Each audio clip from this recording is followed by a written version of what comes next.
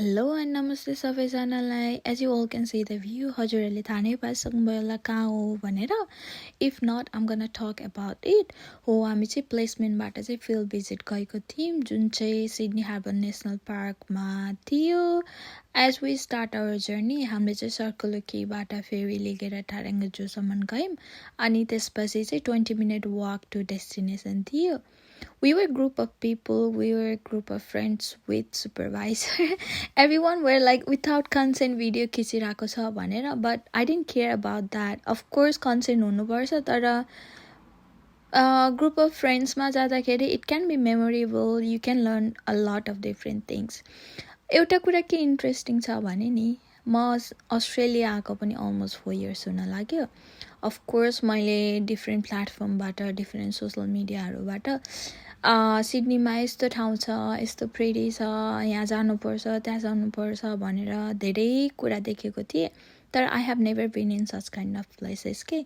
यो फिल्ड भिजिटले चाहिँ मलाई रियलाइज के गर्यो भन्दाखेरि you have to go anywhere if you want. Like introvert भएर मात्र लाइक घरमा बस्ने यस्तो उस्तो गर्ने होइन क्या.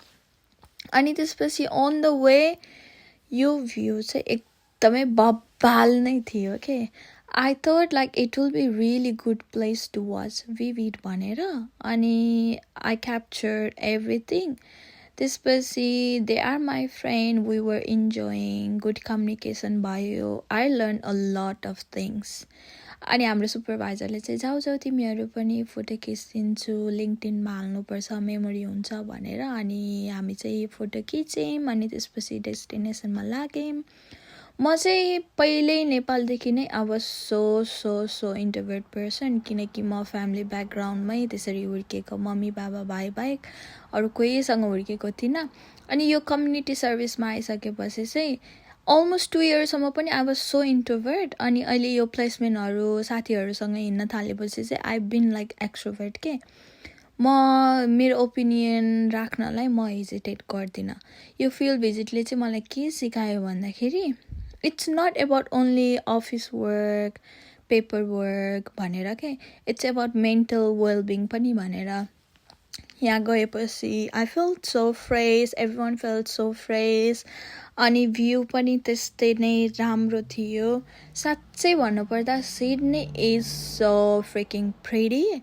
अनि मैले चाहिँ वाइ नट भनेर चाहिँ भिडियोहरू फोटोहरू खिचेको थिएँ so that it can be memorable. सबैजना वेयर इन्जोइङ. त्यसपछि हामी डेस्टिनेसनको चाहिँ मैले हल्का भिडियो गरेको थिएँ. यो चाहिँ लाइक पिकनिक टाइपको के गर्न मिल्ने रहेछ भनेर. यो चाहिँ खासमा तल डेस्टिनेसन पुगिसकेको पछिको सराउन्डिङ हो, यस्तो रहेछ.